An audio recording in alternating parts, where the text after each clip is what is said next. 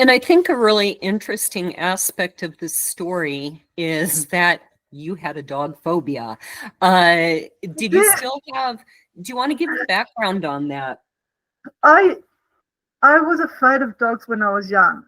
I was about 9 years old, and I was walking across the road with my sister after buying the Sunday paper, and we're literally meters from home. And there was a main road, then there was our street just up the street, and it's a small dead end, quiet street. And I was crossing the road, and this white Alsatian dog just decided to come and bite me on the side of the leg.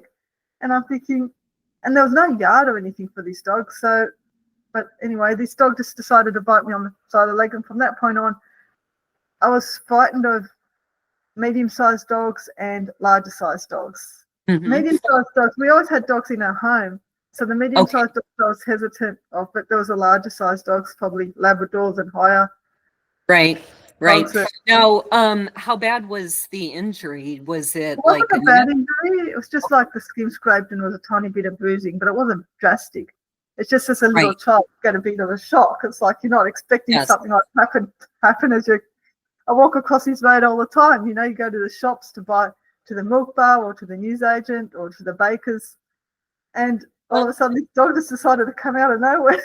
right. And I imagine when you're 9, an Alsatian is like as big as you are, practically. Literally, yeah, that's Well, right. So Um, when I was living in the outskirts of Minneapolis, we now live in the Appalachians in Tennessee. Um, I taught music lessons to a lot of immigrants, and their experience with dogs was often very different from an American's experience. And so I did have, now speaking of large breeds, Irish Wolfhounds, they're not the biggest dog, but they are the tallest breed in the world. And so most people have never seen a dog as big as she was. She was small for the breed, but she was 110 pounds. that's amazing. And yeah, and to me, I got used to it. So every once in a while, I'd all of a sudden go, she is pretty big.